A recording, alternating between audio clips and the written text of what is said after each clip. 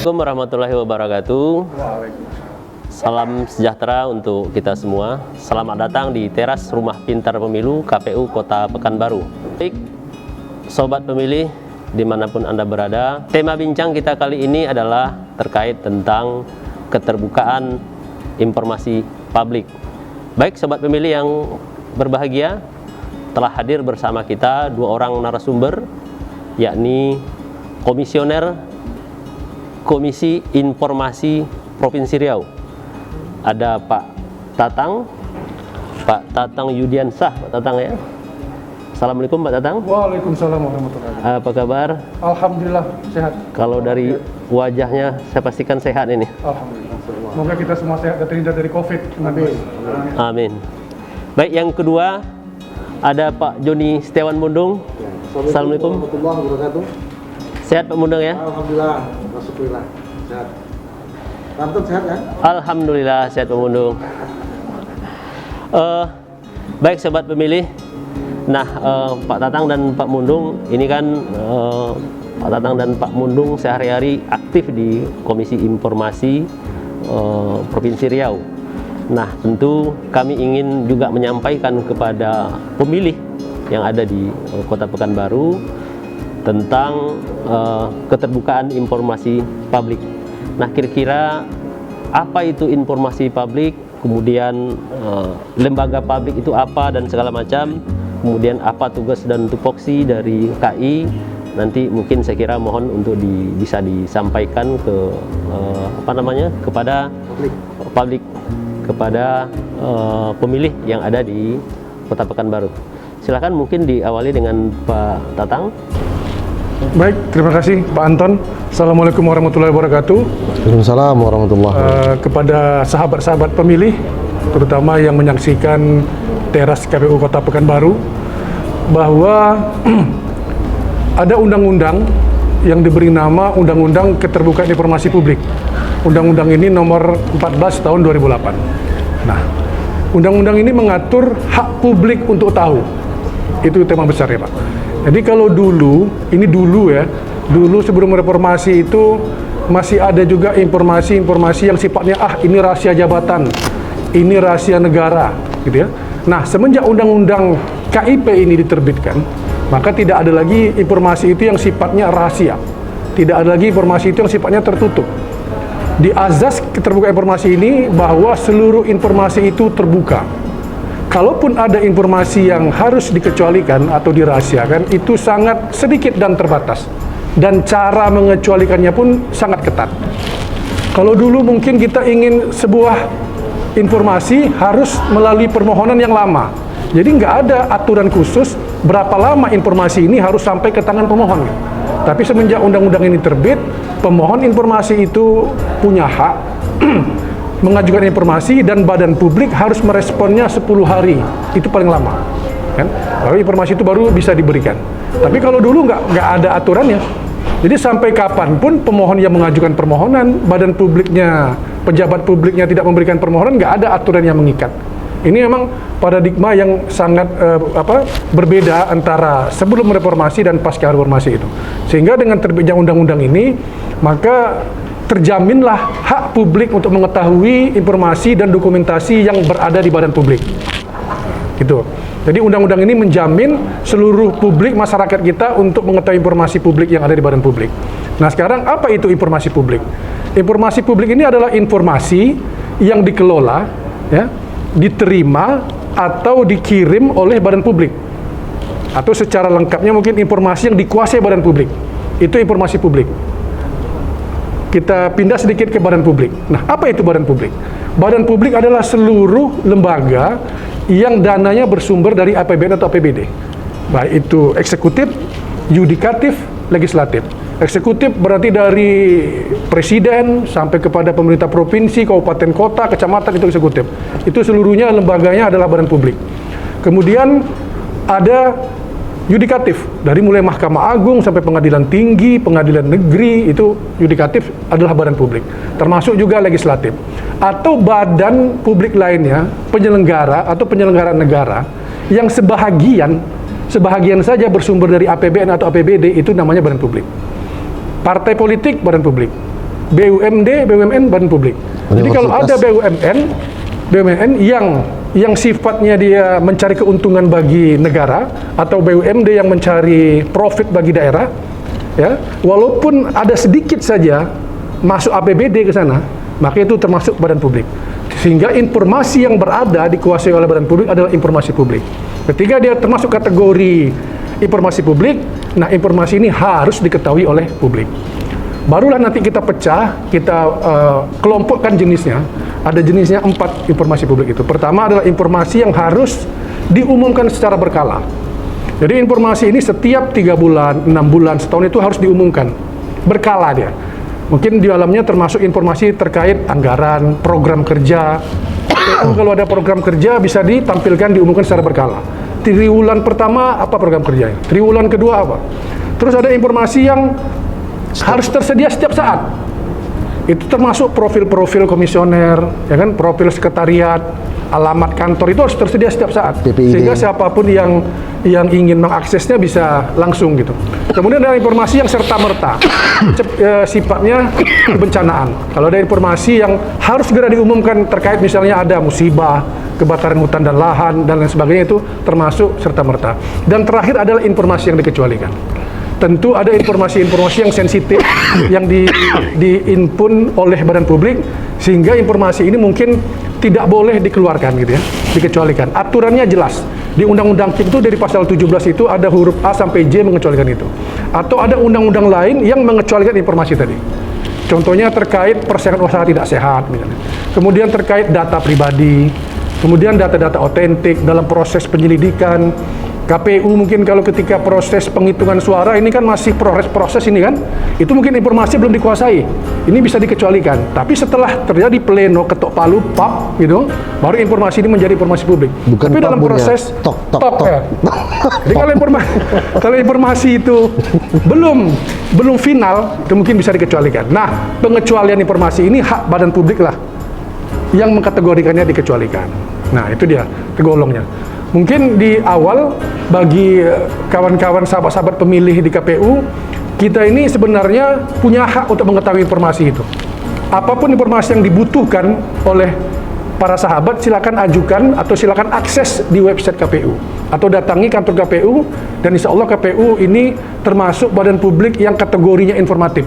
Jadi Komisi Informasi Pusat itu memberikan reward mundung ya kepada KPU RI. Dan tentu KPU RI ini adalah struktural sampai ke bawah. Jadi seluruh lembaga yang berada di bawah KPU ini sudah sangat informatif.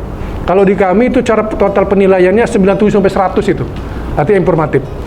Nah, inilah yang bisa diakses oleh kawan pemilih. Dan bukan hanya itu, para sahabat-sahabat pemilih, kemudian publik juga bisa ikut serta dalam proses pengambilan kebijakan. Misalnya begini, ada musrenbang misalnya. Kecamatan mengadakan musrenbang apa yang harus dibangun.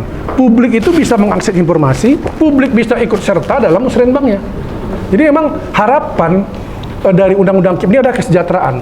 Kalau masyarakat itu dapat informasi, pasti dia akan ikut serta dan bisa mensejahterakan dia. Beda kan, kalau kita nggak dapat informasi, kita nggak bisa ngapa-ngapa. Nah itu, jadi memang harapan dari undang-undang ini, informasi itu diketahui oleh publik dan publik bisa ikut serta langsung dalam proses pembangunannya. Nah mungkin itu sebagai pendahuluan Pak Anton, terima kasih. Baik, terima kasih Pak Tatang. Saya kira sudah sangat lengkap sekali. Jadi selesai? Sudah. Masih belum. Saya kira sangat lengkap, tapi saya kira kan masih harus ada dilengkapi yang lebih lengkap lagi. Biar lebih paripurna kan kelengkapan itu. Baik Pak Mundung, ini tadi kan ada informasi yang dikecualikan. Nah, kemudian juga ada kriteria-kriteria yang tadi disampaikan oleh Pak Tatang. Nah, bagaimana misalnya KPU ingin mengecualikan sebuah informasi? Kira-kira tahapan atau proses untuk menjadikan sebuah informasi itu menjadi itu seperti apa sebenarnya prosesnya? Baik, terima kasih Pak Anton. Tapi sebelumnya saya sampaikan kepada semua pemirsa, jangan lupa di like, di komen, di share and subscribe KPU Kota Pekanbaru. Jangan lupa itu. Terima kasih. Baik. Untuk mengecualikan informasi ini bagi masyarakat, tentu saja ada proses di internal badan publik. Badan publik boleh mengecualikan kalau ada rapat secara lengkap gitu ya untuk mengecualikan informasi itu. Apa namanya? Namanya uji konsekuensi. Informasi itu dikecualikan untuk publik, dia informasi publik nih, tapi dikecualikan oleh badan publik itu. Nah, itu ada uji konsekuensi. Konsekuensinya apa kalau itu diberikan ke masyarakat atau ke orang pemohon. Nah, pada orang-orang pemohon ini jangan lupa juga kepada seluruh pemirsa bahwa Badan Publik sekelas KPU ini sudah punya pejabat pengelola informasi dan dokumentasi, PPID utama. Maka disitulah pusat meminta informasi di KPU ini. Jangan lagi informasi di KPU ini seliweran, orang bisa melalui pintu samping, pintu belakang, tidak. Dia satu pintu, PPID utama. Semua badan publik seperti itu. Nah, PPID utama inilah mengecualikan itu, Pak Anton. Boleh mengecualikan, harus ada uji konsekuensinya. Uji konsekuensi. Jadi, kalau data pemilih ini kami sampaikan, wah ini kan ada nih main uang orang nih, di politik uang nanti terjadi. Umpama itu hasilnya, hasil rapat. Oh enggak politik uang aja Pak, hasil rapatnya umpama akan terjadi sengketa pemilu nanti, karena situ rawan konflik antar suku di situ. Maka tidak usah kita kasih data itu dulu.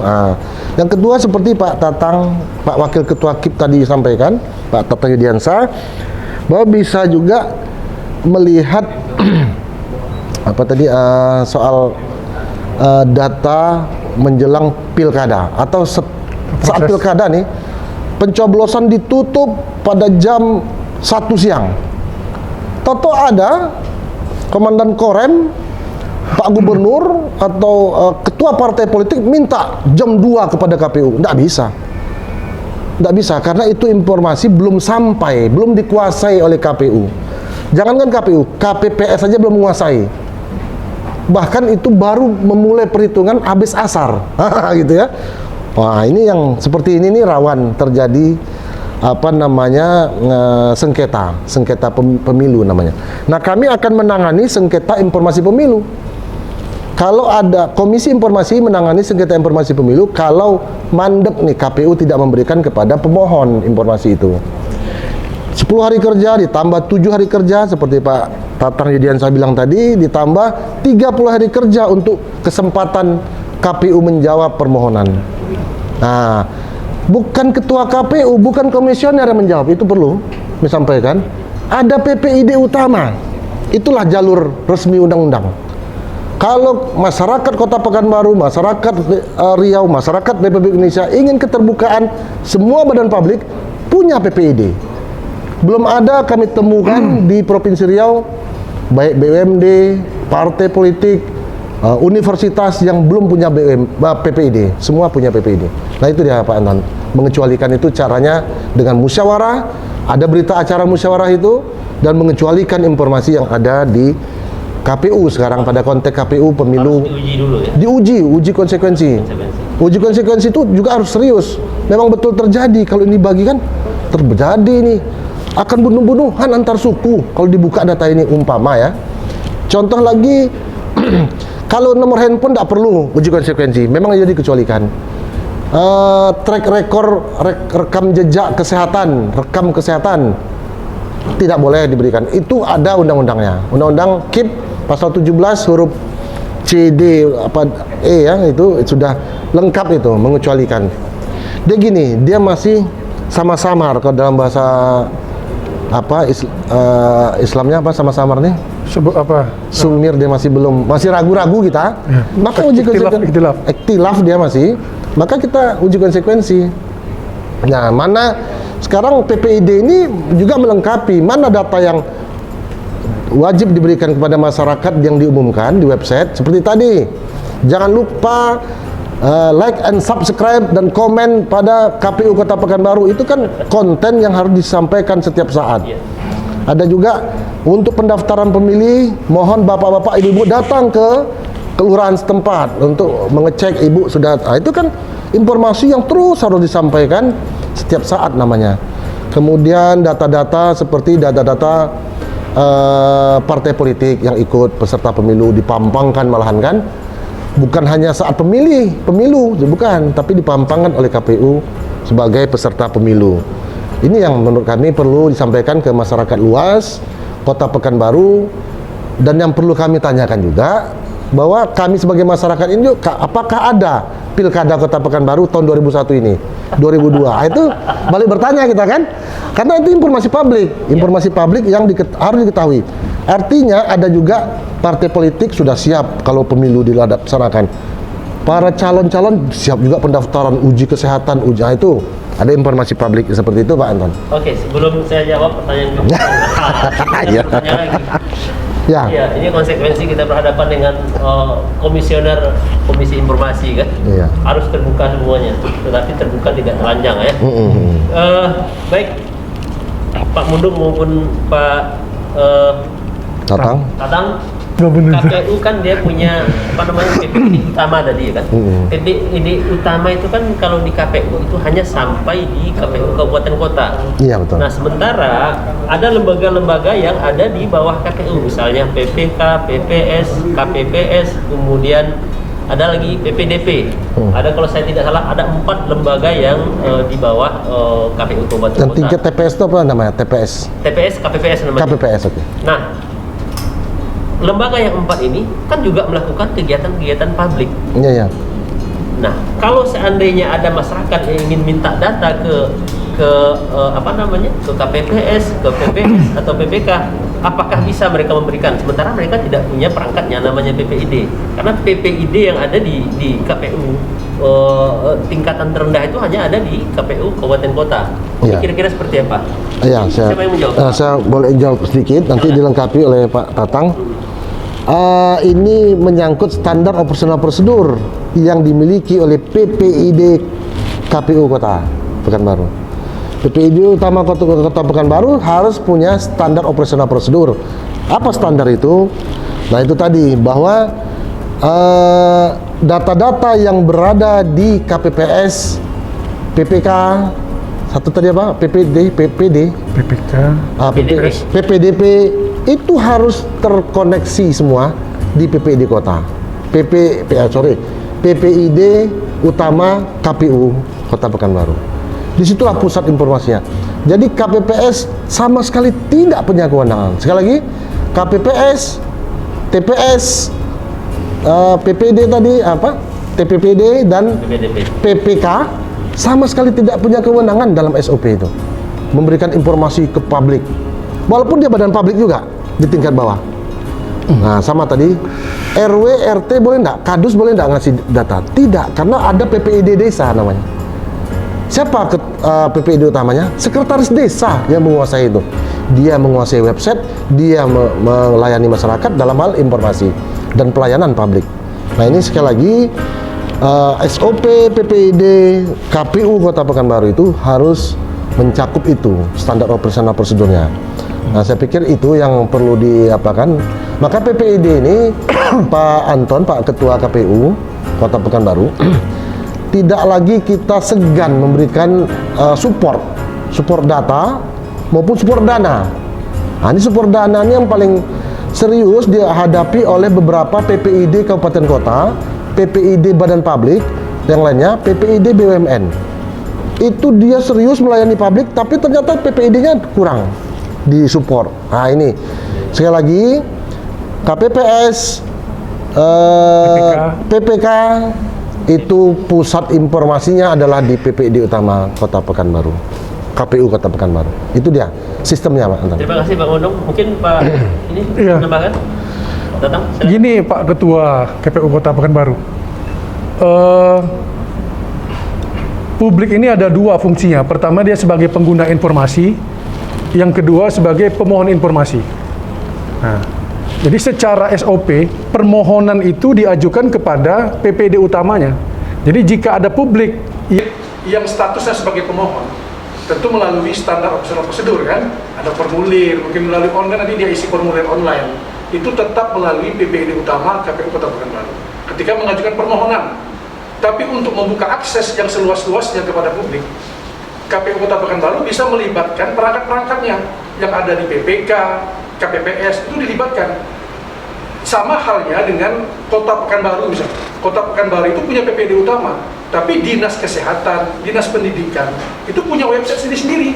dinas pendidikan, dinas kesehatan, dia bisa membuka akses kepada pemohon, kepada pengguna informasi melalui website, melalui papan pengumuman, atau bisa datang langsung gitu ya. Tapi ketika statusnya sebagai pemohon, maka dia mengajukan permohonan ke PPID utamanya, yaitu di kantor KPU. Tapi untuk akses yang bisa seluas-luasnya, makanya undang-undang ini kan menjamin agar publik itu mendapatkan akses yang seluas-luasnya jadi barang publik. Jadi kalau ada akses di kantor KPU, ada akses di kantor PPK, KPPS, itu semakin baik. Artinya informasi yang ada di KPU Kota Pekanbaru itu bisa cepat langsung sampai. Gitu. Setiap saat itu yang ada. Jadi dan akses ini kan bisa ada dua, ada bisa langsung dan melalui online sekarang, ya kan? Itu dengan website kita bisa lakukan itu. Gitu.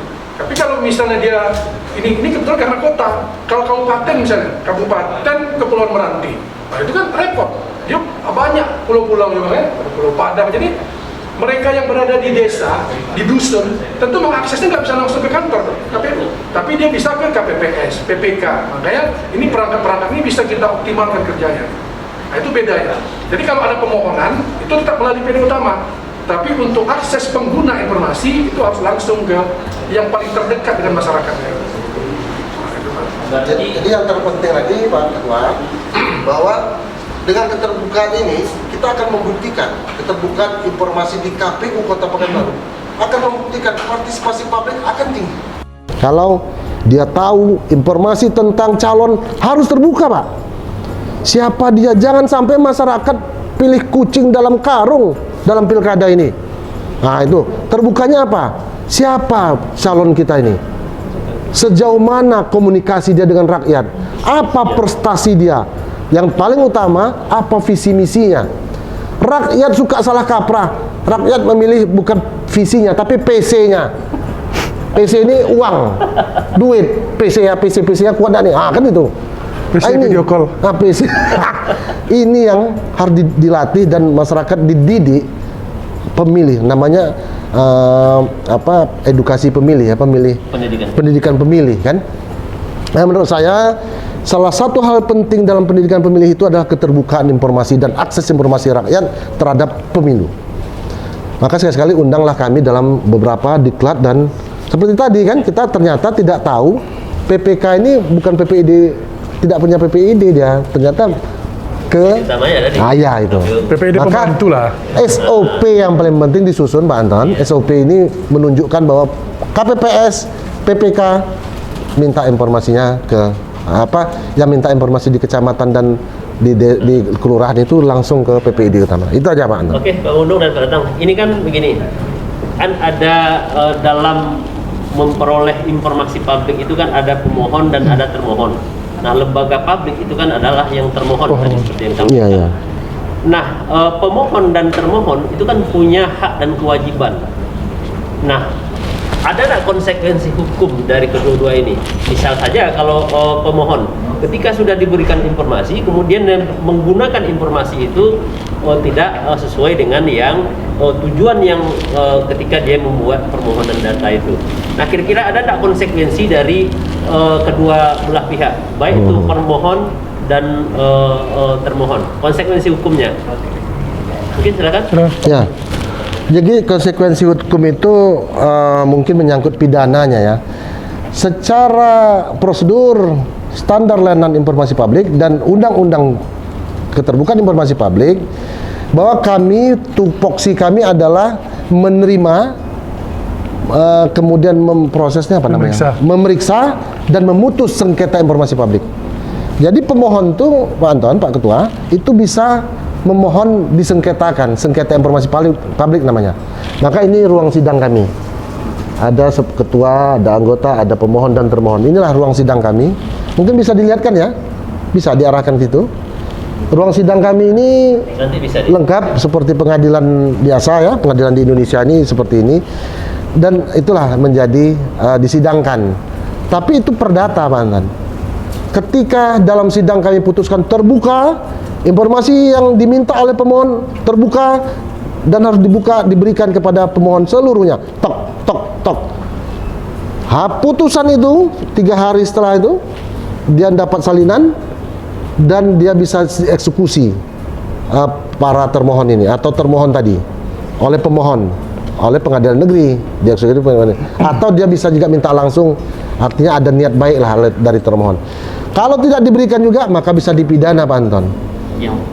Yang lembaga publik yang tidak memberikan itu, nah, bisa dipidana. Ada pada pasal 52 dan 53. Itu kan yang untuk lembaga publik sebagai termohon ya. Iya. Ketika dia ingin minta tapi menyalahgunakan informasi publik, ketika itu pidana juga 2 tahun penjara dan denda 50 juta pada pasal 54-nya, 53 ya. Berarti Undang-Undang KIP. ada kewajiban dari pemohon juga harus menggunakan Oh iya, data itu oh iya. sesuai dengan Betul. yang seharusnya. Iya. Maka bisa dipidana, Pak. Termohon bisa dipidana kalau tidak memberi. Pemohon pun menyalahgunakan informasi publik juga dipidana. Ada unsur pidananya. Ada, tetap ada. Nah, itu namanya undang-undang ya. Sama dengan pelanggaran pemilu, ada unsur pidananya, ada pidana ringan, ada pidana sengketa pemilu, ada macam-macam kan. Sama, undang-undang KIP juga begitu. Jadi tetap yang menyalahgunakan, umpama tadi ada LSM, ada ormas, ada mahasiswa, ada OKP yang meminta informasi, kemudian dia udah bersepakat ini dibelurkan ya, atau dirahasiakan, atau dikecualikan, yang ini jangan diekspos dulu, permohonan dari bukan permohonan, negosiasi dan diskusi oleh KPU umpamanya. Tiba-tiba dia ekspos besar-besaran gini, menyalahgunakan, dan akhirnya terjadi chaos Kota Pekanbaru. Terjadi apa namanya pidana pemilu, terjadi saling hantam, saling pukul. Nah, itu dia juga menyalahgunakan informasi namanya. Itu dia konsekuensi hukumnya. Oke, baik. Silakan, Terima kasih, Pak Mundung. Mungkin Pak Tatang ada ingin menambahkan terakhir? Yang konteks pertanyaan tadi Boleh. atau yang tadi boleh umum, silakan. Ini saya kira suka-suka saya lah berarti ya. Suka-suka Pak Tatang. Kalau pasal pidana itu di Undang-Undang KIP diatur dari pasal 51 sampai 55 bahwa baik itu pemohon maupun termohon apabila tidak sesuai menggunakan informasi publik ini bisa dikenakan pidana kurungan 1 tahun dan 2 tahun atau pidana denda 5 juta sampai 10 juta. Intinya begini, jika pemohon itu menyalahgunakan informasi kemudian dia mengambil atau memperoleh informasi itu tidak sesuai dengan prosedurnya, itu bisa dikenakan pidana. Begitu juga dengan termohon atau pejabat publiknya. Apabila dia menutup informasi dan menyalahgunakan informasi tersebut, ya kan, Dan itu tidak bisa dikenakan pidana. Tidak memberi juga. Menyalahgunakan informasi yang dikuasainya itu, dikenakan pidana. Nah, istilah pemohon dan termohon ini adanya di sidang sengketa, di penyelesaian sengketa informasi atau PSI. Baru di situ sebut pemohon dan termohon badan publik. Nah, keputusan atau putusan dari KI itu dia sifatnya memutuskan apakah informasi itu terbuka atau tertutup, atau terbuka sebagian atau tertutup sebagian. Nah, jadi pemohon yang mengajukan sengketa itu nanti akan bisa menerima putusan KI yang tadi itu aja. Dia diputuskan untuk terbuka seluruhnya atau sebagian, atau tertutup seluruhnya atau sebagian. Dengan dasar putusan itulah nanti pemohon itu mengajukan permintaan datanya langsung kepada badan publik. Jika badan publik tetap menolak memberikannya, maka pemohon bisa mengajukan eksekusi ke pengadilan yang berwenang. Kalau badan publiknya itu pemerintah, eksekutif, yudikatif, legislatif, KPU termasuk eksekutif kan, itu permintaan eksekusinya kepada PT UN. Tapi untuk pengadilan, untuk badan publik yang non pemerintah, partai politik, BUMN, BUMD, perguruan tinggi misalnya, itu mintanya kepada pengadilan negeri. Apabila putusan KI itu para pihak tidak mengajukan keberatan kepada pengadilan yang berwenang tadi, maka putusan KI itu ingkrah. Nah, dan bisa dimintakan eksekusinya. Terus yang terakhir, Pak Anton, kami ingin menghimbau kepada pemilih-pemilih pemula ini, terutama adik-adik kita yang berusia 17 tahun ya, yang duduk di kelas 2 atau kelas 3 SMA. Jadi ada undang-undang yang namanya Undang-Undang KIP, itu menjamin hak kalian untuk meminta informasi. Dengan menjadi pemilih pemula itu, adik-adik sekalian itu harus tahu visi misi partai politik, harus tahu program kerja, profil dari siapa wali kota Kota Pekanbaru ke depannya. Di tahun 2024 kita akan pemilu. Adik-adik sekalian harus menjadi pemburu informasi, baik itu di partai politik maupun di KPU. Mana lembaga partai politik yang betul-betul amanah, mana parpol yang memberikan program kerja visi misi yang baik, termasuk nanti di tahun 2022 ya atau 24 Kota Pekanbaru akan melaksanakan menyelenggarakan pemilihan wali kota. Kita harus tahu profil wali kota yang amanah. Belum tahu. Bagaimana? Belum dijawab. Hah? Belum dijawab entah tahun berapa pemilihan. Nah, makanya antara tahun 22 tahun 2024 gitu. Jadi undang-undang ini menjamin adik-adik sekalian untuk melakukan perburuan informasi dan kewajiban bagi badan publik, KPU, partai politik untuk menyediakan informasi itu. Jadi jangan sampai salah pilih bahwa kita memilih mencoblos di kotak suara itu sejatinya kita bersaksi di hadapan Allah bahwa inilah calon yang benar-benar saya pilih yang amanah dunia akhirat. Demikian, jangan lupa untuk channel KPU Kota Pekanbaru, subscribe, like, and share. Assalamualaikum warahmatullahi wabarakatuh. Waalaikumsalam warahmatullahi wabarakatuh. Terima kasih Pak Tatang, Pak Joni Mundung. Mungkin satu saat nanti kita akan mengundang teman-teman komisioner KI untuk bisa hadir ke KPU Kota Pekanbaru kembali untuk melakukan penguatan terhadap PPID ya. Asal tidak bersengketa ya, kami bersedia. Ya. Kalau sedang bersengketa di KI, maka kami sebagai majelis tentu tidak boleh ke sana, tidak boleh aku juga. Tapi majelis 3 orang ya. Yang 2 lagi masih bisa. Artinya tentu dalam rangka untuk menjadikan KPU Kota Pekanbaru juga sebagai lembaga yang Transparan, kita akan melakukan penguatan terhadap PPID. siap. Karena PPID kan adalah satu lembaga yang ada di KPU yang mengelola terkait dan mendokumentasikan semua informasi, Betul. baik yang dihasilkan oleh KPU, baik yang diterima oleh KPU maupun yang dikelola oleh KPU. Terakhir saya ingin menjawab pertanyaan Pak Mundung tadi soal kapan sebenarnya pelaksanaan pilkada di Kota Pekanbaru. Nah, kalau KPU tentu menjawabnya dengan regulasi. Regulasi yang masih berlaku sampai hari ini adalah Undang-Undang Nomor 10 Tahun 2016. Nah, dalam undang-undang itu yang diatur baru pelaksanaan jadwalnya adalah tahun 2017, 2018, 2020, dan 2024. Artinya Pekanbaru yang akhir masa jabatannya nanti di 2022 dia akan ada PJ sampai 2024. Itu kalau kita mengacu di regulasi yang masih berlaku sekarang. Namun saya kira masih terbuka peluang untuk pelaksanaan pilkada itu di 2022 atau 2023 sepanjang ada revisi undang-undang dari pemerintah pusat dan DPR RI. Mungkin kita sama-sama menunggu. Jadi kalau yang undang-undang lama yang 2016 pilkada kita ini di tahun 2024. 2024 itu akan ada pilkada serentak. Pilkada serentak dan di PJ kan Kota Pekanbaru ya.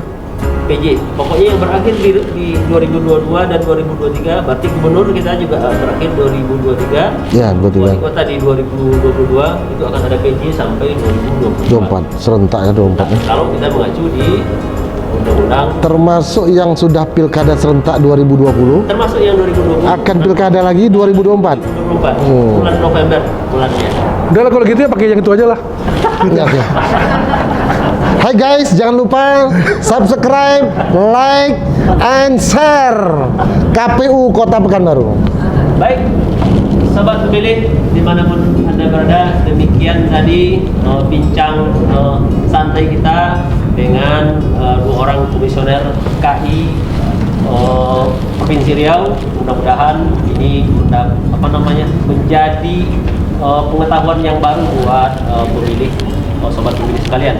Baik, demikian. Jangan lupa terus support channel YouTube KPU Kota Pekanbaru dengan cara like, comment, share, dan subscribe.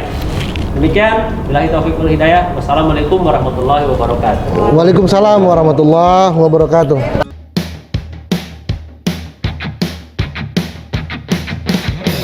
Tiba saatnya Indonesia untuk memilih.